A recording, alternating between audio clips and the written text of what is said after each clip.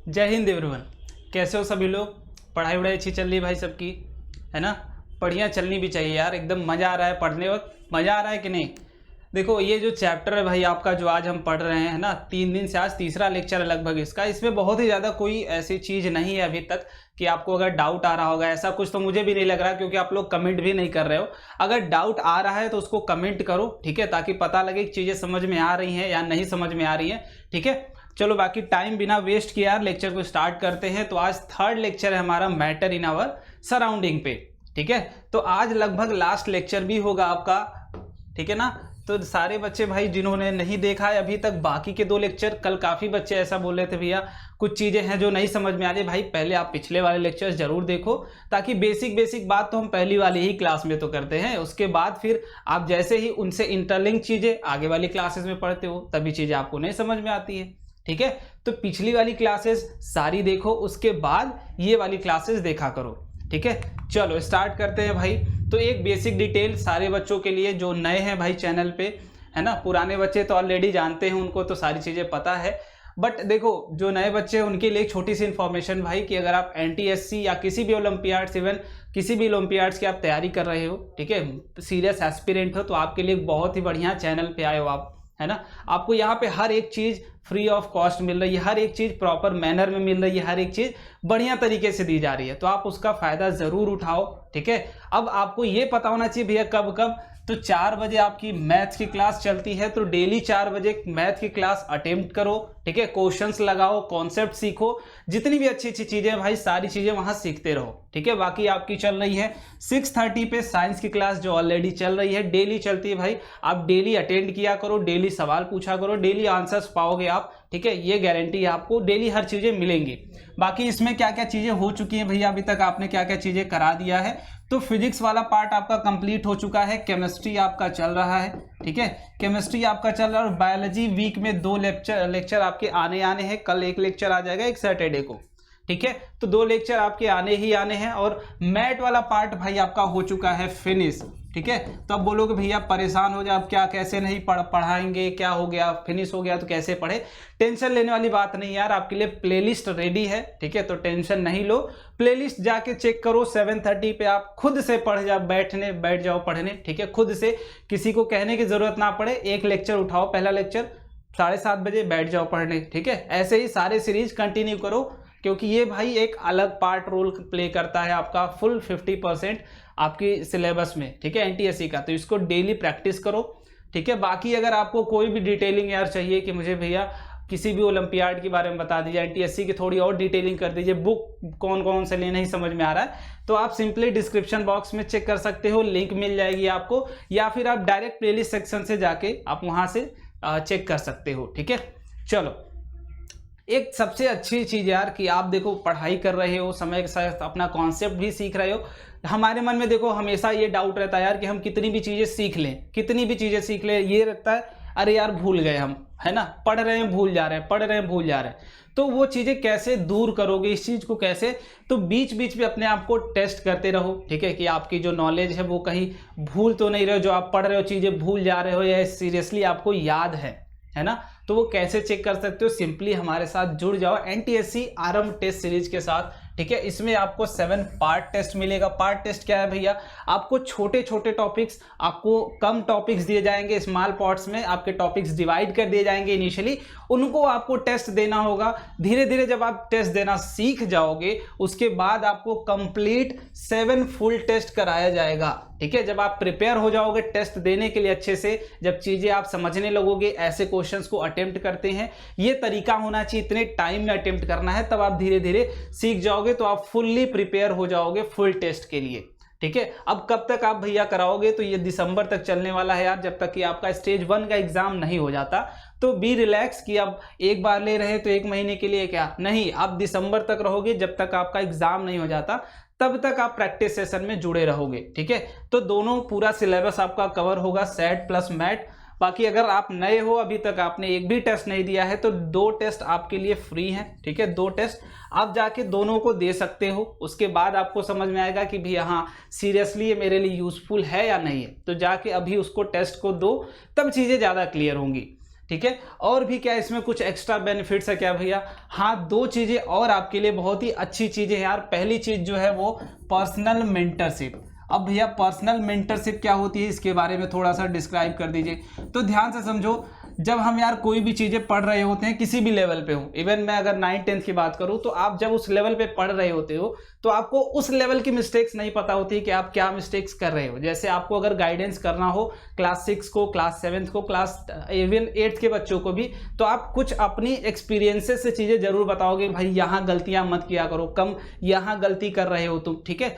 तो वैसे ही हम लोग भी यार आपको पर्सनल मेंटरशिप देंगे, ठीक है। आपसे बातें करेंगे, आपकी जो भी चीज़ें होंगी सारी रिजॉल्व करने की कोशिश करेंगे पर्सनल लेवल पे, ठीक है। आप बात कर सकते हो हमसे। उसके बाद आपने देखा होगा कि जूम मीटिंग्स भी होती रहती हैं चैनल पे, है ना। जूम मीटिंग्स भी होती रहती है, तो वो भी आपको इसमें प्लस फैक्टर मिलने वाला है कि आपके जो डाउट्स हैं वो आमने सामने भी क्लियर कर सकते हो, ठीक है। अब भाई देखो, जो चीज़ें आप हो सकता है टेक्स्ट पे ना क्लियर हो पाए, तो आमने सामने तो हो ही सकती है, आप बात करोगे तो, ठीक है ना।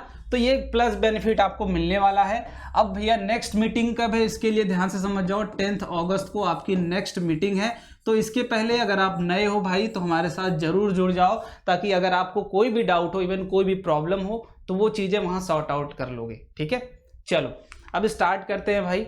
ये सारी चीज़ें हमने बात कर ली थी पिछले 2 लेक्चर्स में। इसके नोट्स मैं टेलीग्राम पे डाल दूंगा, तो जिन बच्चों को नहीं पता है भाई, टेलीग्राम चैनल जाके सिंपली सर्च कर सकते हैं, रैंकर्स NTSC टेलीग्राम चैनल आपको मिल जाएगा। इसको जरूर ज्वाइन कर लो, बिकॉज वहीं पे आपको ये सारे नोट्स जो हैंड रिटेन नोट्स हैं वो वहीं पे मिलेंगे, ठीक है। तो मेक श्योर कि इस चैनल को जरूर ज्वाइन करके रखना। चलो अब टॉपिक को स्टार्ट करते हैं। उससे पहले एक छोटा सा क्वेश्चन मैंने दिया था यहाँ पे, है ना, ये वाला क्वेश्चन। हाँ, the correct set of conditions for liquefaction of gas. अब आपको पता है भाई, गैस टू लिक्विड हमें ले जाना है, तो प्रेशर वाली कंडीशन तो मैंने बता दी थी क्या, कि प्रेशर आपको हाई रखना पड़ेगा। प्रेशर आप बढ़ाओगे, जितना ज़्यादा प्रेशर दोगे उतना ज़्यादा ही क्या होगा, आपका टेम्परेचर गैस लिक्विड में कन्वर्ज होगा। वही आपसे पूछा गया है लिक्विफिकेशन ऑफ गैस के लिए। तो हाई प्रेशर जिस कंडीशन में होगा भाई, टेम्परेचर जस्ट उसका रिवर्स होगा, लो टेम्परेचर, क्योंकि एनर्जी अगर ज़्यादा हो जाएगी तो एक्सपेंड करने की कोशिश करेंगे, वो दूर दूर भाग जाएंगे। लिक्विफिकेशन में क्या होगा, वो फेवरेबल कंडीशन नहीं होगी अगर टेम्परेचर ज़्यादा होगा तो, ठीक है। टेम्परेचर ज़्यादा होगा तो पार्टिकल्स दूर दूर जाना चाहेंगे, और आप पास ला रहे हो तो फेवरेबल कंडीशन नहीं होगी। तो लो टेम्परेचर और हाई प्रेशर, जिन बच्चों का बी और सी था भाई उनका सही था, ठीक है। बाकी लोग, कुछ लोग सी बोल रहे हैं, कुछ लोग बी। एटलीस्ट आप क्वेश्चन ट्राई करो, तो सारे जो आपके ऑप्शन है वो जरूर देखा करो, ठीक है। क्योंकि हो सकता है अगर आपको क्वेश्चन ना भी आ रहा हो, 2 ऑप्शन सेम है, तो मे बी कि वो उनमें से एक सही हो जाए, है ना, मे बी। चलो अब आज कुछ चीज़ें अलग अलग करने वाले हैं, है ना। काफ़ी बच्चे इस चीज़ को कल नहीं समझ पाए थे, तो आज ध्यान से समझ लेना। फर्मी आयनिक कंडेंसेट, ठीक है, ये आपका सबसे लास्ट स्टेट ऑफ मैटर है। आपने पढ़ा था क्या, सॉलिड, लिक्विड, गैस, है ना, प्लाज्मा। उसके बाद Bose condensate, Bose Einstein condensate पढ़ा था। वैसे ही छठा आपका क्या है, 6th स्टेट, है ना, 6th state, that is Fermi ionic condensate. अब इसमें जो आयंस होते हैं, जो पार्टिकल होते हैं, वो क्या होते हैं, फर्मी आयंस होते हैं। जैसे वहाँ पे क्या था, बोसॉन था ना, बोसॉन था आपका। अगर सॉलिड है तो वहाँ पार्टिकल्स आपके एटम्स होते हैं, ये एटम से भी छोटे होते हैं, ठीक है, एटम से भी छोटे होते हैं। अब आप बोलोगे भैया ये होते कैसे, बनते कैसे? ये गैस को ही देखो, गैस को ही जब आप सुपर कूल कर देते हो, ठीक है, सुपर कूल कर दोगे, काफ़ी कम temperature, near about 0 kelvin absolute temperature जो आता है, उसके अप्रॉक्सीमेट जब आप ले जाते हो उस गैस को, ठीक है, तो वो सुपर कूल्ड स्टेट में आ जाती है। और वो कौन से स्टेट में आ जाती है, उस स्टेट को क्या बोलते हैं, फर्मी आयनिक कंडेंसेट स्टेट, ठीक है। समझ में आया? अब भैया अब एक डाउट आप प्लीज़ क्लियर कर दीजिए कि बोसॉन वाला था वो भी सुपर कूल कर रहे हो आप, और जो आपका फर्मी आयन है वो भी सुपर कूल कर रहे हो। तो भैया प्रोसेस तो दोनों सेम है, टेम्परेचर भी नियरली दोनों का सेम है, तो दोनों में डिफ्रेंशिएट कैसे करोगे? तो ध्यान से समझना, जिन भी गैस के एटम्स के पास नंबर ऑफ इलेक्ट्रॉन्स पे डिपेंड करेगा, ठीक है, नंबर ऑफ इलेक्ट्रॉन्स पे। अगर ये इवन नंबर है, ठीक है, इवन नंबर है, और ये ऑड नंबर है, number of electrons in atom, अगर इवन नंबर है तो ये कौन से बनेंगे भाई, बोस वाला बनेगा, ठीक है, BEC बनेगा। और अगर ऑड नंबर है तो ये फर्मी आयनिक कंडेंसेट बनाएगा, ठीक है, क्लियर? चलो, बाकी आपका यूज़ सुपर कंडक्टर्स में इसका यूज़ होता है, तो अभी आपके लिए उतना ज़्यादा डिफ्रेंशिएट करने की ज़रूरत नहीं, बस जानते रहो कि छठा स्टेट भी होता है, ठीक है, छठा स्टेट भी होता है, बस क्लियर। बाकी यहाँ पे आप देख सकते हो both are made up of atom that collapse at low temperature to form a single object. In BC atoms are bosons, in fermi ionic condensate atoms are fermi ions, ठीक है। बस दो चीज याद रखना, क्या बोसॉन BC में आपका जो एटम्स होते हैं वो क्या होते हैं, बोसॉन्स होते हैं, और जो फर्मी आयनिक कंडेंसेट में एटम्स होते हैं वो क्या होते हैं, आपके फर्मी आयंस। बस दो चीजें हैं, इन्हीं दोनों चीजों से आपसे क्वेश्चन पूछा जा सकता है, इससे ज्यादा आपसे नहीं पूछा जाएगा, ठीक है। बाकी अगर आप जब 11th में जाओगे इसको अलग से आपको डिस्क्राइब किया जाएगा, पॉली एक्सक्लूजन वहां पे समझाया जाएगा आपको, वो चीजें अभी आप नहीं पढ़े हो इसलिए उसकी जरूरत नहीं उतनी ज्यादा डिटेल में, बस इतना जान जाओ, ठीक है। 6th स्टेट है, आयनिक जो आयंस हो वो क्या है, आपके फर्मी आयंस हैं। बाकी अगर आपसे बोला जाए कोई गैस है उसको आप सुपर कूल कर रहे हो तो कौन सा आपका BC फॉर्मेशन होगा, कौन सा फर्मी आयनिक, तो बोलोगे नंबर ऑफ इलेक्ट्रॉन्स पे डिपेंड करेगा, किसमें इवन है किसमें ऑड है, क्लियर। बस दो चीजें हैं, इससे ज्यादा नहीं। बाकी आप यहाँ पे टेम्परेचर देख सकते हो, ये सारी चीजें मैं नोट्स दे दूंगा, ठीक है। चलो, अब जो आज थोड़ी सी चीजें यार है, ज्यादा चीजें नहीं अपने को पढ़नी है, दो चीजें हैं। पहली चीज मेल्टिंग, दूसरी चीज बॉइलिंग। मेल्टिंग भाई सारे लोग जानते हो ना, गलना है ना, हिंदी में भी लिख लो, हिंदी में ये क्या है भाई, उबलना है ना, उबलना बोल सकते हो। मेल्टिंग भाई देखो, जब आपका फिजिकल स्टेट चेंज हो रहा हो, ठीक है। मेल्टिंग और fusion is a physical process that result in phase transition of substance from solid to liquid, ठीक है। जब कहीं पे भी किसी भी सब्सटेंस का फेज चेंज हो रहा हो, ठीक है, फेज चेंज हो रहा हो, जैसे वो क्या था, फेज चेंज वो भी कहाँ से, सॉलिड से लिक्विड में जा रहा हो। जैसे आप बोलोगे क्या, आइस टू वाटर जा रहा हो, जैसे यहाँ देखो आइस टू वाटर जा रहा होगा। अब यहाँ जाने के लिए भी आपको पता है भाई कि एनर्जी लेनी पड़ेगी, उसे एनर्जी क्या करनी पड़ेगी, गेन करनी पड़ेगी, लूज नहीं करेगा, एनर्जी दोगे आप इसको तभी आइस टू वाटर वो जाएगा, ठीक है।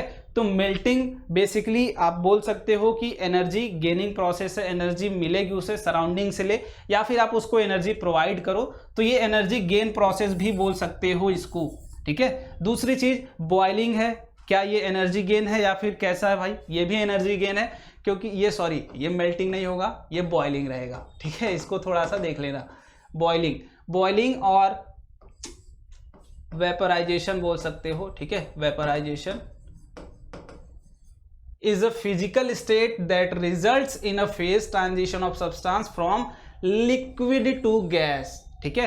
ऐसी प्रोसेस जिसमें physical state of substance change हो रही है, बट कहां से कहां, लिक्विड टू गैस जा रही हो, ठीक है, लिक्विड टू गैस। जैसे आप जब वाटर क्या होगा, बॉयल होगा तो कहाँ जाएगा भाई, वेपर बन जाएगा, गैस स्टेट में आ जाएगा। पहले क्या था, लिक्विड स्टेट में था वाटर, अब कहाँ चला गया, गैसियस स्टेट में, वेपर बन गया।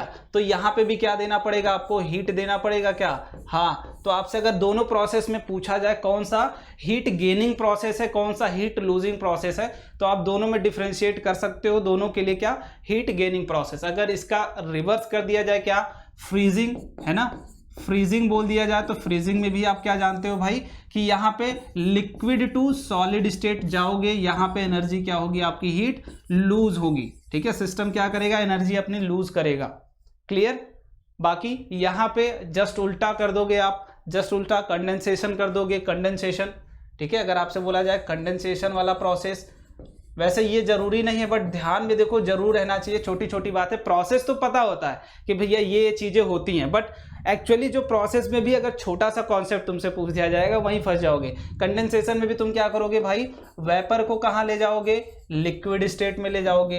वेपर क्या करेगा, अपनी एनर्जी लूज करेगा, यहाँ पे भी क्या होगा, लूज, ठीक है। एनर्जी लूज करेगा मतलब वेपर एनर्जी बाहर निकालेगा और क्या बन जाएगा, लिक्विड। वैसे ही यहाँ पे आपका लिक्विड क्या करेगा, एनर्जी लूज कर क्या बन जाएगा, सॉलिड, ठीक है, clear.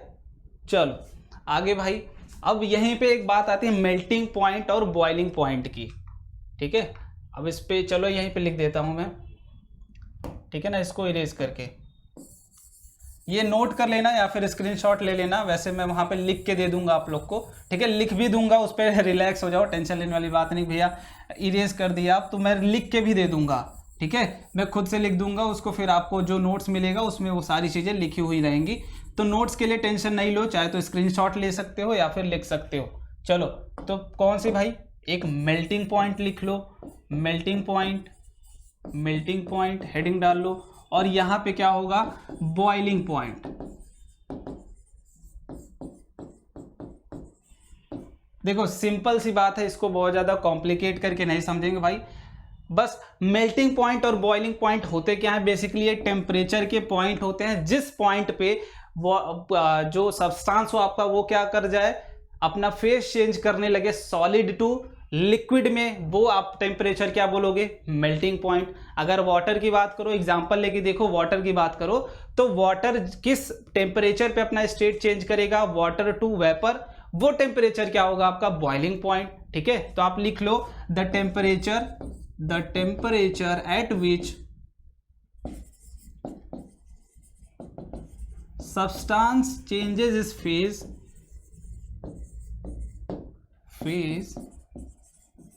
from liquid to vapor, ठीक है, या फिर गैस लिख लो इसको, clear. The temperature at which substance changes is phase from liquid to gaseous phase, ठीक है। अब इसमें क्या होगा, the temperature at which substance changes its phase from solid to liquid, clear. उस टेम्परेचर की बात कर रहे हो जिस टेम्परेचर पे सब्सटेंस क्या करेगा, अपना स्टेट सॉलिड से लिक्विड में चेंज करेगा, उस टेम्परेचर को आप क्या बोलोगे, मेल्टिंग पॉइंट। और जिस टेम्परेचर पे आपका substance liquid to gaseous state में चेंज होगा, उस टेम्परेचर को आप क्या बोलोगे, बॉइलिंग पॉइंट, क्लियर। बस ये दो चीजें हैं, मेल्टिंग समझ में आ गई, बॉइलिंग पॉइंट समझ में आ गया, मेल्टिंग पॉइंट समझ में आ गया और बॉइलिंग भी समझ में आ गई, क्लियर। बस इससे ज्यादा इसमें चीजें नहीं है, बाकी प्रोसेस ही है भाई, है ना। आप देखते हो रेगुलर प्रोसेस, नोट भी करते हो कि इसमें हीट देना है, कहाँ से हीट निकलेगी, ये वाली भी चीजें आपको क्लियर हो गई होंगी। मैंने बताया उसको नोट कर लेना और माइंड में जरूर रखना, क्योंकि वहीं से क्वेश्चन पूछा जाएगा। और कर तो लोगे लेकिन अगर माइंड में नहीं रहेगा तो नहीं कर पाओगे, ठीक है। चलो अब भाई एक अलग सा फिनोमिना आता है, दैट इज इवापोरेशन, ठीक है। बॉइलिंग जो अभी तुमने पढ़ा था वहां पे भी क्या था, लिक्विड फेज से आपका कन्वर्जन कहाँ हो रहा था, गैसियस फेज में। इवापोरेशन पे भी होगा, इवापोरेशन में भी होगा वही सेम प्रोसेस कि आपके जो लिक्विड पार्टिकल्स होंगे वो चेंज हो रहे होंगे किसमें, गैसियस पार्टिकल्स में। बट कंडीशन क्या होगी कि कोई फिक्स टेम्परेचर नहीं है। जैसे बॉइलिंग के लिए आपके पास फिक्स टेम्परेचर था कि भाई आपको बॉइलिंग पॉइंट पे ही लेके जाना है तभी वो बॉइलिंग होगा, ठीक है, बॉइलिंग पॉइंट पे ही। बट यहाँ पे कोई फिक्स आपका ऐसा कुछ नहीं है कि आपको नहीं यही चीजें करनी है, ठीक है। यहाँ पे सिंपल सा बात क्या है भाई कि evaporation the phenomena of change of liquid into vapours at any temperature, ठीक है। किसी भी टेम्परेचर पे अगर ये फिनोमिना हो रहा होगा तो उस प्रोसेस को आप क्या बोलोगे, इवापोरेशन, ठीक है। और एक बात, ये फिनोमिना कब भी होगा, बिलो, ये भी लिख लेना, बिलो बॉइलिंग पॉइंट, क्योंकि बॉइलिंग पॉइंट पे भाई तो क्या होगा आपका, बॉइलिंग ही होगी, है ना। बॉइलिंग पॉइंट के ऊपर ले जाओगे तभी बॉइलिंग होगी, बॉइलिंग पॉइंट तक भी बॉइलिंग होगी। अगर उसके नीचे ये भी स्टेट चेंज हो रहा है तो उस स्टेट को आप क्या बोलोगे, इवापोरेशन, ठीक है। इवापोरेशन काफी चीजों पे डिपेंड करता है, बट यहाँ पे अगर एक बार तुम्हें दिख रहा होगा कि ये जो आपका लिक्विड है, ठीक है, ये लिक्विड है, इसके पार्टिकल्स आपको देख रहे हैं मोशन में है। अब सराउंडिंग से ये क्या कर रहे हैं भाई, ये आपका सराउंडिंग है, इससे हीट एब्जॉर्ब कर रहे हैं, ठीक है, हीट एब्जॉर्ब कर रहे हैं। और देख रहे हो एक एक पार्टिकल्स बाहर जा रहे हैं, जो पार्टिकल्स आपके सरफेस पे हैं, ठीक है। ये सारी चीजें आपको आगे मिलेंगी, अभी जस्ट आगे, कि जितनी भी आपकी सरफेस पे पार्टिकल्स होते हैं, जैसे बॉइलिंग में आप देखोगे, बॉइलिंग में कि आप जब नीचे से हीट करते हो, ठीक है, किसी भी कंटेनर को, तो ओवरऑल पार्टिकल्स ऊपर की तरफ जाने लगते हैं, बिकॉज आप उसको एनर्जी दे रहे हो नीचे से। जब भी पार्टिकल्स मिलेंगे एनर्जी उनको मिल जाएगी। वो जो दोनों के बीच का भाई क्या था, ये बॉन्ड बना हुआ था। अब जब सफिशिएंट एनर्जी उसे दे दोगे, वो उससे बॉन्ड क्या कर देगा, तोड़ देगा, वो ऊपर की तरफ भागने लगेगा। तो ये वेरी फास्ट और बहुत ही हाईली एनर्जेटिक प्रोसेस होता है आपका क्या, बॉइलिंग, ठीक है, हाईली एनर्जेटिक आपको लगेगा भाई कि ये पूरा पार्टिकल, सारे पार्टिकल्स एक साथ डिस्टर्ब हुए हैं। बट इवापोरेशन में क्या है भाई, सिर्फ सरफेस के पार्टिकल वो एनर्जी कहाँ से लेते हैं, आपके एनवायरनमेंट से लेते हैं, एटमॉस्फेयर से लेते हैं भाई, आपकी जो एटमॉस्फेयर है वहां से लेते हैं एनर्जी। इवापोरेशन के केस में जो आपके पार्टिकल्स होते हैं, लिक्विड के पार्टिकल्स हैं, वो आपका क्या करेंगे, गैसियस फेज में जाएंगे, वेपर फेज में जाएंगे। बट वो एनर्जी लेते कहाँ से हैं, तो सिंपल सी बात, एटमॉस्फेयर से वो एनर्जी एब्जॉर्ब करते हैं और क्या करते हैं, एस्केप कर जाते हैं सरफेस से इन गैसियस फेज। ठीक है, अब वहां देख सकते हो सरफेस के ही पार्टिकल्स आपको दिख रहे हैं ऊपर जाते हुए। तो इवापोरेशन जस्ट इतना सिंपल प्रोसेस है भाई कि बॉइलिंग पॉइंट के नीचे अगर कोई भी सब्सटेंस अपना फेज चेंज कर रहा होगा, लिक्विड टू गैस जा रहा होगा, ठीक है, तो आप क्या बोलोगे कि वो इवापोरेशन हो रहा है। Clear clear. चलो आगे की बात करते हैं भाई, फैक्टर्स अफेक्टिंग द इवापोरेशन। अब कौन कौन से चीजें हैं जो इवापोरेशन पे अफेक्ट करती हैं। ठीक है, तो पहली चीज जो मैंने अभी पिछले उस केस में बताया भाई कि इवापोरेशन के लिए पहली चीज क्या होनी चाहिए कि सरफेस एरिया पे भी डिपेंड करता है। तो ये कैसे, ध्यान से समझो, ये अगर आपका एक कंटेनर है और ये आपका एक कंटेनर है, ठीक है, ये सरफेस है उसका, ये इसका कम सरफेस है, ठीक है, एक का सरफेस ज़्यादा लिया है मैंने, एक का सरफेस कम लिया है, ठीक है। अब सरफेस पे इस पे नंबर ऑफ पार्टिकल्स, जितना भाई लार्ज सरफेस होगा उतना ज़्यादा नंबर ऑफ पार्टिकल्स उसके ऊपर ज़्यादा होंगे, और एटमॉस्फेयर से एनर्जी क्या करेंगे, उतना ही ज़्यादा पार्टिकल्स एब्जॉर्ब करेंगे और वो क्या करेंगे, इवापोरेट कर जाएंगे। ठीक है, ये एनर्जी एब्जॉर्ब करेंगे और वो क्या करेंगे, इवापोरेट कर जाएंगे। तो जितना ज़्यादा सरफेस होगा, ठीक है, उतने ज़्यादा सरफेस पे पार्टिकल्स होंगे और उतने ज़्यादा पार्टिकल्स क्या करेंगे, आपके इवापोरेट कर जाएंगे। ठीक है, आप यहाँ पे देखो, हम कपड़ा दो तरीके से भी फैला सकते हैं भाई, एक ये तरीका, एक ये तरीका।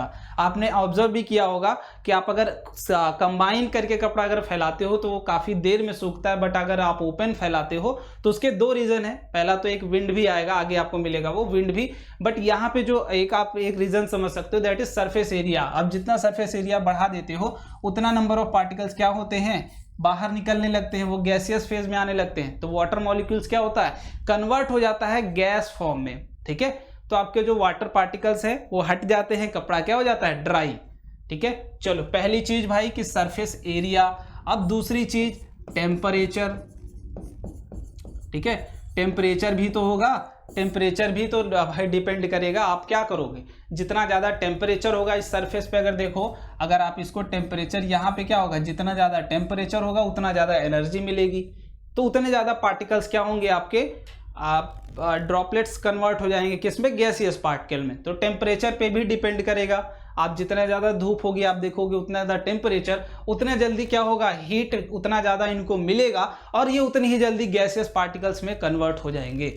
ठीक है, चलो और तीसरी चीज भाई, ये रही दूसरी, ये पहली हो गई। और तीसरी चीज क्या हो गया, विंड पे भी होता है क्या, विंड से पहले समझ लेते हैं भाई क्या, ह्यूमिडिटी।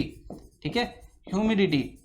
अब ह्यूमिडिटी क्या भाई, वाटर ड्रॉपलेट्स इन एटमॉस्फेयर, यही तो होता है ना ह्यूमिडिटी। अभी पिछले उसमें रेनबो वाले में बताया था मैंने कि humidity water droplets in air, और एयर की कैपेबिलिटी है भाई कि वो कुछ number of particles he cover कर सकती है वाटर ड्रॉपलेट्स को, नंबर ऑफ ड्रॉपलेट्स ही, उससे ज़्यादा नहीं, ना उससे कम ना उससे ज़्यादा। ठीक है, फिक्स। अब ह्यूमिडिटी अगर तुम कम कर दो, मतलब वाटर पार्टिकल्स इन एटमॉस्फेयर क्या कर रहे हो, कम कर दे रहे हो। ह्यूमिडिटी अगर कम हो, ठीक है, टेम्परेचर क्या होना चाहिए, ज़्यादा होना चाहिए, सरफेस एरिया क्या होना चाहिए, ज़्यादा होना चाहिए, लेकिन ह्यूमिडिटी क्या होनी चाहिए, कम होनी चाहिए आपकी, किसके लिए, बेस्ट इवापोरेशन के लिए, ज़्यादा इवापोरेशन के लिए। तो वाटर पार्टिकल्स, वाटर ड्रॉपलेट्स जो होंगे आपकी एटमॉस्फेयर में वो कम होंगे जब भाई आपको पता है जहाँ पे चीज़ें पहले से है वहाँ वो दूसरी चीज़ें नहीं जाना चाहेंगी। आपकी जो वाटर है वो क्या होगी, गैसियस फॉर्म में कन्वर्ट होगी, ह्यूमिडिटी आएगी। ठीक है, तो पहले से अगर ह्यूमिडिटी यहाँ कम है ना, कम है, तो भाई आपको पता है ना डिफ्यूजन वाला प्रोसेस कि हायर कंसंट्रेशन से लोअर कंसंट्रेशन जाता है। कंसंट्रेशन अगर पहले से ही यहाँ पे ज़्यादा होता, ह्यूमिडिटी ज़्यादा होती, आप देखे होगे ठंडियों में या बरसात के मौसम में आपका कपड़ा जल्दी नहीं सूखता है। वो रीज़न क्या है कि ह्यूमिडिटी ज़्यादा होती है उस टाइम, पर गर्मियों में ह्यूमिडिटी कम होती है। टेम्परेचर के कारण वो सारे पार्टिकल्स क्या होते हैं, गैसियस फेज में आ जाते हैं ह्यूमिडिटी कम होने की वजह से। तो आपकी जो कपड़े हैं वो जल्दी सूखते हैं, बिकॉज इसकी ह्यूमिडिटी कहाँ चली जाती है, आपकी एटमॉस्फेयर में। ठीक है, क्लियर। तीसरी चीज, नमी, इसको हिंदी में भी लिख लो अगर नहीं समझ में आ रहा हो तुमको तो नमी। अब समझ में आ गया। चलो चौथी बात कर लेते हैं भाई, ह्यूमिडिटी के बाद आपकी विंड, ठीक है, विंड पे भी डिपेंड करता है, ठीक है, विंड पे भी डिपेंड करता है भाई। आपके वाटर ड्रॉपलेट्स अगर यहाँ निकले, ठीक है, ऐसे ह्यूमिडिटी निकली, विंड जितनी ज़्यादा तेज होगी, जितनी ज़्यादा वो ड्रॉपलेट्स उतनी ज़्यादा दूर जाएंगे आपकी सराउंडिंग, इस कपड़े के सराउंडिंग के एटमॉस्फेयर से, ठीक है। सारी चीज़ें वहीं से रिलेट कर लो कि आपके मान लो यहाँ से पार्टिकल निकले यहाँ पे, ठीक है, यहाँ पे निकले और हवा काफ़ी तेज थी, इस पार्टिकल को दूर लेते गई इसके सराउंडिंग से, ठीक है, उसके सराउंडिंग से, तो अगेन पार्टिकल्स क्या हो गए, कम हो गए। हवा तेज हो फिर भी कपड़ा जल्दी सूखता है, ये बात भी नोटिस की होगी कि जैसे जैसे ये क्या होगा, वाटर वेपर्स में कन्वर्ट होगा, वो वेपर्स हवा के कारण दूर जाएगा और एटमॉस्फेयर जो उसका सराउंडिंग है भाई, वहां पे क्या होगा, ह्यूमिडिटी फिर से कम हो जाएगी, कम होती रहेगी और आपके नंबर ऑफ पार्टिकल्स फिर से चेंज होते रहेंगे लिक्विड वाले गैस में, ठीक है। सो ड्यू टू विंड आपका इफेक्ट पड़ता है इवापोरेशन पे, तो इतनी सारी चीजें हैं जो इफेक्ट करती हैं इवापोरेशन को, ठीक है, इतनी सारी चीजें भाई जो इफेक्ट करती हैं इवापोरेशन को। चलो अब दो चीजें भाई, बॉइलिंग वर्सेस इवापोरेशन, ये बार बार आपको देखा जाता है भाई, बार बार आपसे पूछा जाता है, यही बच्चे आगे कंफ्यूज हो जाते हैं यहीं पे, ठीक है। पहले तो भाई पहला क्या है कि आपका टेम्परेचर पे भी है ना, टेम्परेचर क्या होना चाहिए, पहला टेम्परेचर का ही अगर अब तुम कंपैरिजन कर रहे हो भाई, तो ये टेम्परेचर ये क्या, ये सिर्फ बॉइलिंग पॉइंट पे ही होगा, बॉइलिंग पॉइंट के ऊपर ही होगा, बॉइलिंग पॉइंट पे होगा या उससे ज़्यादा, ठीक है। दो ही टेम्परेचर आपको देना पड़ेगा, कौन सा भाई, या तो आप बॉइलिंग पॉइंट दो या उससे बॉइलिंग पॉइंट से ज़्यादा। तब इवापोरेशन में बिलो बॉइलिंग पॉइंट है ना, below boiling point, clear clear, below boiling point होगा क्या, बिल्कुल। बाकी इसके बाद यहाँ पे ये सरफेस पे डिपेंड करता है, इवापोरेशन किस पे डिपेंड कर रहा है, सरफेस पे। बट बॉइलिंग आप नीचे से क्या कर रहे हो भाई, हीट दे रहे हो इसको, तो सारे पार्टिकल्स एक साथ देखो डिस्टर्ब हो रहे हैं, सारे पार्टिकल्स ऊपर जा रहे हैं देखो यहाँ पे। बट इस पे क्या हो रहा है, आपके सिर्फ सरफेस पे ही डिपेंड कर रहा है, ठीक है, सरफेस पे ही, है ना, सरफेस पे। तो आप क्या बोलोगे, ये पूरे पार्टिकल्स, हर एक पार्टिकल डिस्टर्ब हो रहा है, तो होल या फिर बल्क बोल सकते हो, ठीक है, कि होल सिस्टम फिनोमिना या बल्क फिनोमिना भी बोल सकते हो कि भाई पूरे पार्टिकल्स एक साथ क्या हो रहे हैं, आपके वेपराइज हो रहे हैं, वेपराइजेशन स्टेट में जा रहे हैं, सारे पार्टिकल्स आपकी एनर्जी सेम कवर गेन कर रहे हैं भाई, नीचे से ये एनर्जी मिलेगा, ये इसको ट्रांसफर करेगा, ये इसको, तो पार्टिकल्स पूरा एक साथ डिस्टर्ब हो रहे हैं। बट इवापोरेशन में क्या है, आपके जो सरफेस पार्टिकल हैं, जो पार्टिकल्स सरफेस पे होते हैं, जो पार्टिकल्स सरफेस पे होते हैं, वो मोस्टली पहले क्या होते हैं, इफेक्टिव होते हैं। तो आप क्या बोलोगे, इसमें कौन सा फिनोमिना है भाई, सरफेस फिनोमिना, पहले इसके सरफेस के ही पार्टिकल्स क्या होते हैं, डिस्टर्ब होते हैं, क्लियर क्लियर। बाकी आपको यहाँ पे एक चीज और लग रही होगी भाई, है ना, आपको एक चीज और लग रही होगी, क्या, कि ये आप देखो हाई एनर्जेटिक प्रोसेस लग रहा है क्या, कि आपके सारे पार्टिकल्स काफी डिस्टर्ब, देखो सारे पार्टिकल, होल सिस्टम डिस्टर्ब लग रहा है। तो तीसरी चीज, पहली चीज क्या आ गई, टेम्परेचर वाली, दूसरी चीज आ गई भाई प्रोसेस वाली, कि बल्क फिनोमिना है, बल्क प्रोसेस है। तीसरी चीज क्या है भाई, कि हाई एनर्जेटिक प्रोसेस है भाई, ठीक है, हाई एनर्जेटिक प्रोसेस है। आपके जितने भी पार्टिकल्स हैं सारे क्या है, हाई एनर्जी पे हैं। बट यहाँ पे क्या है भाई, यहाँ पे क्या है, देखो इवापोरेशन में क्या है भाई, रिलैक्स्ड, आराम आराम से एक एक पार्टिकल जा रहा है, एक गया फिर एक गया फिर एक गया, ये वाला गया तो ये वाला यहाँ आया, ये वाला गया ये वाला यहाँ आया, ये वाला गया ये वाला गया।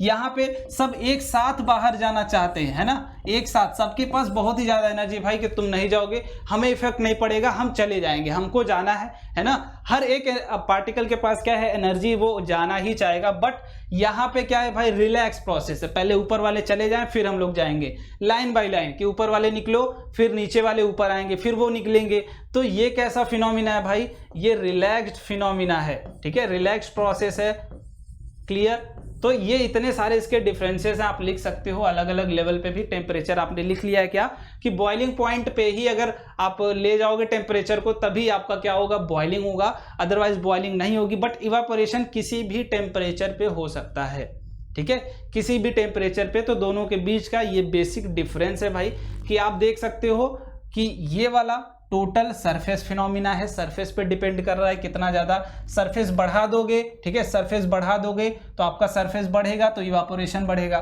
बॉइलिंग भाई सरफेस बढ़ाओगे तो बॉइलिंग भी बढ़ेगी, बट मोस्ट इफेक्ट जो उस पर आएगा वो सरफेस की वजह से नहीं आ रहा है, वो इफेक्ट आ रहा है किसकी, आप जो हीट दे रहे हो, ठीक है, हीट दे रहे हो। बॉइलिंग के लिए आपको हीट देनी पड़ेगी। इवन यहाँ पे जो हीट आप मिलती है वो कहाँ से मिलती है, सराउंडिंग से मिलती है हीट, ठीक है। हीट गिवन बाय यूजर भी लिख सकते हो क्या, कि हीट गिवन बाय यूजर बोल सकते हो, वहां पे कहाँ मिलेगी, सराउंडिंग से मिल जाएगी।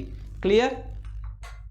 चलो अब एक चीज और भाई, ये वाली चीज थोड़ी सी आपको देखनी पड़ेगी, है ना, एनसीईआरटी में देख लेना इसको, कि how does evaporation cause cooling. इसके देखो रीजन है भाई कि कूलिंग कब आता है, हम तरीका देखो। पहले तो देखो जैसे मुझे अभी पसीना आ रहा है तो इस समय कूलिंग आपको तब महसूस होगी, ध्यान समझो। मान लो अगर ये ह्यूमन बॉडी है, ठीक है, ये ह्यूमन बॉडी है समझ लो, यहाँ पे अगर कुछ ये आपके पसीने हैं भाई, ठीक है, ये कब आएंगे, जब आप हीट होगी, बॉडी आपकी हीट होगी, काम करोगे आप, मेहनत करोगे तो बॉडी के पास आपके क्या होगा, हीट होगा, ठीक है। अब पार्टिकल्स को अगर यहाँ से छोड़ना है तो उसके पास एनर्जी होनी चाहिए, इसके पास जितनी ज़्यादा एनर्जी होगी ये बोलेगा चलो भाई अब तुम्हारा काम खत्म, हमको एनर्जी सफिशिएंट मिल गई है, ठीक है। जैसे ह्यूमन को अगर पैसा मिल जाए तो वो सारा काम हम छोड़ देता है अगर लोभी आदमी होगा, तो वैसे ये क्या है, लोभी आदमी है, इसको अगर हीट दे दोगे, इसके लिए पैसा क्या है, हीट है, एनर्जी है, तो वो अगर मिल जाएगी इससे तो ये छोड़ देगा आपको, ठीक है। तो आप ये क्या करेगा, जो आपकी बॉडी का हीट है। अब एक बात जान जाओ पहले ही, डिफ्यूजन जहां पे कंसंट्रेशन ज्यादा होगा, ठीक है। पसीना कब आएगा भाई, जब आप मेहनत करोगे या फिर गर्मी हो रही होगी आपको, ठीक है, तो आपकी बॉडी क्या है, हीट है, सराउंडिंग से ज्यादा हीट होगी भाई, ठीक है, ज्यादा।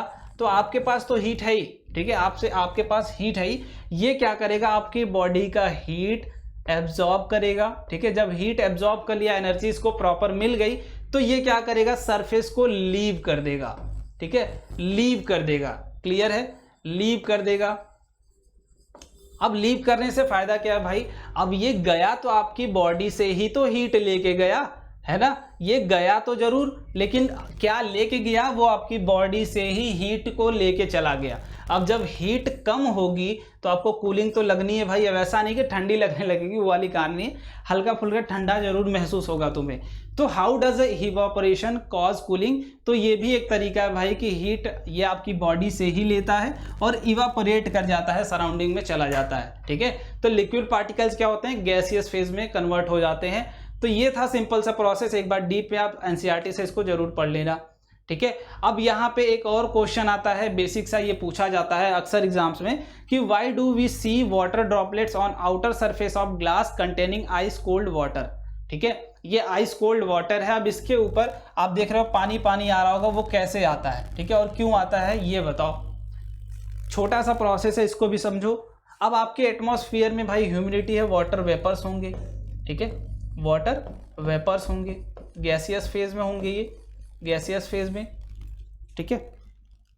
इनके पास क्या होगी, एनर्जी। ये क्या करेंगे, अपनी एनर्जी इसको ट्रांसफर कर देंगे और किस फॉर्म में आ जाएंगे, गैस टू लिक्विड फॉर्म में कन्वर्ट हो जाते हैं। अपनी एनर्जी क्या करते हैं, ट्रांसफर कर देते हैं।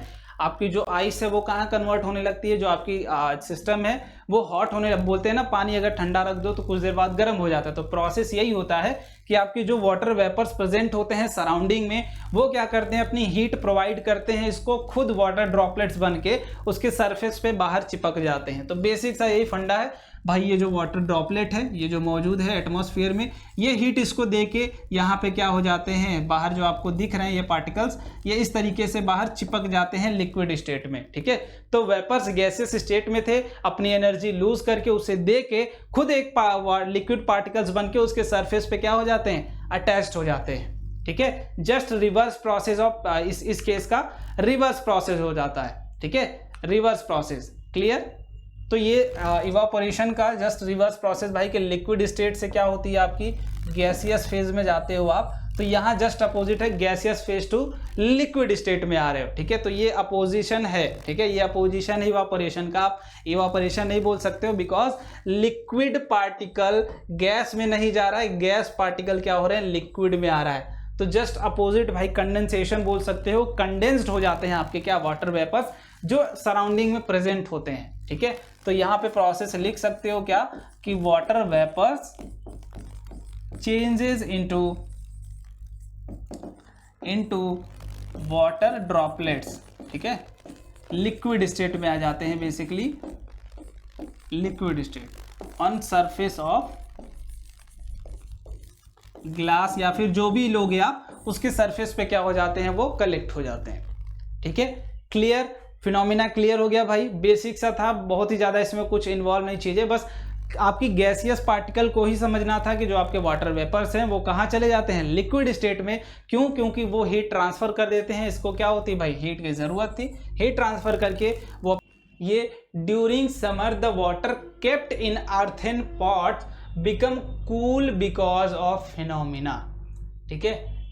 ये आपका फिनोमिना आपको एनसीईआरटी में दिया गया, बट यहाँ क्वेश्चन के फॉर्म में, ठीक है, कि during summer the water kept in earthen pots, ठीक है। आप अगर ये घड़ा लेते हो, ठीक है, ये घड़ा आपने लिया है, इसमें अगर पानी भरा हुआ है, ठीक है, ये पानी, तो ये पानी जो कूल होता है इसके ऊपर फिनोमिना क्या है ये बता दीजिए सारे लोग, ठीक है। उसके बाद मैं इसको एक्सप्लेन भी कर दूंगा ये कैसे होता है एक्चुअली, ठीक है, कैसे होता है ये एक्चुअली, जल्दी जल्दी बता दो भाई। During summer the water kept in earthen pot become cool because of phenomena of transpiration, evaporation, diffusion या ऑस्मोसिस। कौन सा प्रोसेस होता है, अभी तुम पढ़े भी हो, ठीक है। वैसे तो इनमें से सिर्फ दो ही प्रोसेस तुम पढ़े भी हो, ये पढ़े हो, ये पढ़े हो, ये वाला तो बायो में है, ये वाला भी भाई, ठीक है। तो दो ही प्रोसेस आपके पास, इवापोरेशन या डिफ्यूजन, है ना। और डिफ्यूजन आपको पता है भाई, यहाँ तुम फ्लो करा नहीं रहे हो। यहाँ पे देखो होगा क्या, वाटर ये रही आपकी जो सरफेस है उसकी प्रॉपर्टी क्या है भाई, एब्जॉर्बिंग प्रॉपर्टी है। ये क्या करेगा, हीट को एब्जॉर्ब करता है और बाहर क्या कर देता है, इवापोरेट, ठीक है। वाटर से हीट पार्टिकल्स क्या होते हैं, हीट एनर्जी क्या होती है, एब्जॉर्ब होती है इसमें, और जब हीट निकलती जाएगी जितनी ज़्यादा तो वाटर क्या होगा, कूल होता जाएगा, ठीक है। आप जो कॉटन के कपड़े पहनते हैं इन समर्स, कॉटन के कपड़े आपसे बोला जाता है ना पहनो, आपके लिए अच्छा रहेगा, आपको ठंडी गर्मी नहीं लगेगी, तो कॉटन का कपड़ा भी पहनने का ही रीज़न है भाई, सिंपल सा, कि जो उसके पार्टिकल्स होते, कॉटन का कपड़ा होता है वो क्या करता है, एब्जॉर्ब करता है हीट को, ठीक है। पसीना आपका होगा भाई, है ना, वो एब्जॉर्ब करेगा, उसके बाद वो फिर एनर्जी लेके इवापोरेट कर देते हैं, ठीक है। एब्जॉर्बिंग कैपेबिलिटी अच्छी होती है, सो दैट्स वाई वो क्या हो जाते हैं, जो इस पे वाटर पार्टिकल्स हीट फॉर्म में आते हैं वो क्या हो जाएंगे, इवापोरेट हो जाते हैं। तो ये भी इवापोरेशन का ही एक एग्जाम्पल है। अगर आपसे बोला जाए कि आप सब समर में कपड़े कॉटन के अगर क्यों आपसे प्रेफर किया जाता है, तो यही बेस्ट मेथड होता है भाई, कि आपके जो पसीने हैं, है ना, वो एब्जॉर्ब कर लेता है कपड़े, फिर उसके बाद उसको इवापोरेट कर देता है, हीट मिलती है उसको, ठीक है। हीट जैसे ही मिलेगी, हीट लेके वो आपके सरफेस को, कपड़े को छोड़ देता है। क्लियर। तो ये वाला भी कौन सा था, बी वाला, डिफ्यूजन नहीं बोल सकते हो, ठीक है, डिफ्यूजन नहीं। चलो, what is the correct name of the process associated with disappearance of dry ice kept at room temperature, ठीक है। ड्राई आइस क्या होता है भाई, कार्बन डाइऑक्साइड जब का वहां पे हुए वो सॉलिड फॉर्म में, ये क्या है, ड्राई आइस। क्लियर, लिख लेना अगर नहीं पता था, CO2 सॉलिड फॉर्म में हो that is called dry ice kept at room temperature and 1 atmospheric pressure, ठीक है। बताओ, what is the correct name of the process with disappearance of, आप इसको, ये डिसअपियर होके कहाँ जाता है, आपको बताया था मैंने कि ये डायरेक्ट कहाँ चला जाता है, गैसियस फॉर्म में। कहाँ पे, जब ये रखा हुआ है at room temperature, room temperature पे रखा हुआ है, और आपका 1 ATM प्रेशर पे भी रखा हुआ है, ठीक है। इस अगर कंडीशन पे रखा हुआ है तो ये डिसअपियर हो रहा है, ठीक है, गायब हो रहा है। तो आप बोलोगे बेसिकली, आप जानते हो भाई कि हम स्टेट जब चेंज कर रहे थे वहां पे, तो दो प्रोसेस था, एक तो सॉलिड से लिक्विड गए, फिर लिक्विड से गैस आए। एक प्रोसेस डायरेक्ट वाला था, उस प्रोसेस को क्या बोलते हो आप, जो सॉलिड से डायरेक्ट गैस जाए, क्या था भाई नाम उसका, सॉलिड से डायरेक्ट जब आप गैस जाते हो तो उस प्रोसेस को क्या बोलते हैं, सब्लिमेशन, सब्लिमेशन प्रोसेस। बाकी आप देख सकते हो कंडेंसेशन क्या है, गैस टू लिक्विड जा रहे हो, कंडेंसेशन, है ना, ये वाला प्रोसेस। इवापोरेशन क्या है, लिक्विड टू गैस जा रहे हो। मेल्टिंग क्या है, सॉलिड से लिक्विड जा रहे हो। तो ये तीनों तो है ही नहीं। अगर ये वाला तुम्हें नहीं भी पता है तो बाकी तीनों ऑप्शन को चेक करके देख लो, तीनों ऑप्शंस गलत हैं, यही सही होगा भाई, चौथा सब्लिमेशन। क्लियर है? क्लियर है भाई, ये नोट कर लेना कि ड्राई आइस CO2 को बोलते हैं और ये डायरेक्ट कहाँ जाती है आपकी सॉलिड फॉर्म से गैसियस फॉर्म में। ठीक है, चलो मैच द आइटम कुछ आपके हैं। ठीक है, तो ये तो बेसिक सा है, बाकी आपको अगर वो पता होगा, यूनिट्स का खेल है ना। ये क्या है भाई, केजी किलोग्राम, ये केल्विन टेम्परेचर का हो गया, ये पास्कल पी का हो गया, प्रेशर का हो गया, और ये क्यूबिक मीटर मतलब सेंटीमीटर क्यूब। ठीक है, मीटर क्यूब। ठीक है, देखो प्रेशर का भाई आपका पास्कल हो गया, ये तो सिंपल है भाई, है ना। प्रेशर का पी से प्रेशर, पी से पास्कल ऐसे ही मिला दोगे, पी वाला पी से जाएगा, वी वाला कहाँ जाएगा, सी से जाएगा कि नहीं, देखो कहाँ जाएगा, बिल्कुल सी से ही तो जाएगा, वॉल्यूम वाला। मास का क्या होगा भाई, किलोग्राम, टेम्परेचर का क्या होगा, केल्विन। ठीक है, दो नीचे आएंगे दो ऊपर जाएंगे, तो देख लो कौन सा ऑप्शन सही है भाई, दिख रहा है मुझे क्या चैट में, कर रहे हो क्या आंसर तुम लोग।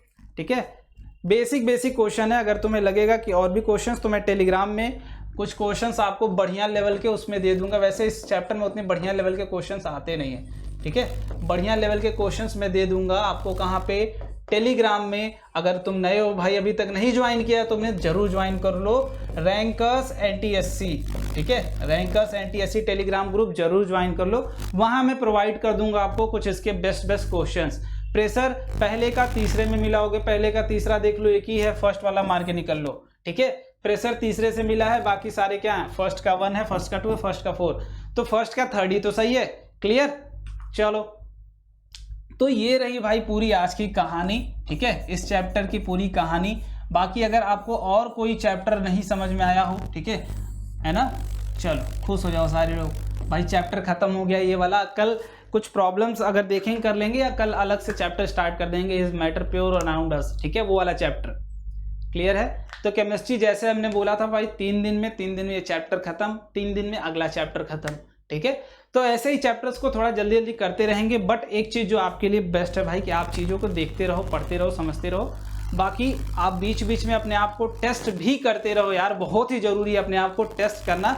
बिकॉज आप पढ़ाई कर रहे हो, आप अपनी चीज़ें सीख रहे हो, टाइम दे रहे हो किसी चीज़ के ऊपर, तो आप ये तो देखो आप चीज़ें सीख रहे हो या नहीं। ठीक है, तो सीखते रहो। अगर आपको सीखना है तो हमारे साथ भी सीख सकते हो, दैट इज आप टेस्ट ज्वाइन कर सकते हो हमारा। ठीक है, रैंकर्स NTSC आरम टेस्ट सीरीज। ठीक है, इसमें चीज़ें आपको सारी चीज़ें मिलने वाली है, जो बेस्ट चीज़ें दैट इज पर्सनल मेंटरशिप। मैंने स्टार्टिंग में भी बताया था कि पर्सनल मेंटरशिप आपको, आपके ग्रुप्स भी डिवाइड हो चुके हैं। जिन बच्चों ने लिया होगा उनको पता होगा भाई, पर्सनल मेंटरशिप मतलब आपको पूरी गाइडेंस मिलेगी, प्लस जूम मीटिंग भी होने वाली है। आपने देखे होंगे चैनल्स पे zoom meetings. Next zoom meeting कब है भैया, तो 10 अगस्त को आपका नेक्स्ट जूम मीटिंग है। क्लियर, तो उससे पहले जरूर ज्वाइन कर लेना, उससे पहले जरूर ज्वाइन कर लो, बिकॉज आपकी जितनी भी चीज़ें हैं आप वहाँ क्लियर कर सकते हो। क्लियर, चलो बहुत ही अच्छा भाई। तो ऐसे ही बस पढ़ाई करते हुए यार बाकी चीज़ें समझते रहो और इन्जॉयमेंट के साथ पढ़ाई करो। मिलेंगे अगले क्लास में, तब तक के लिए बाय।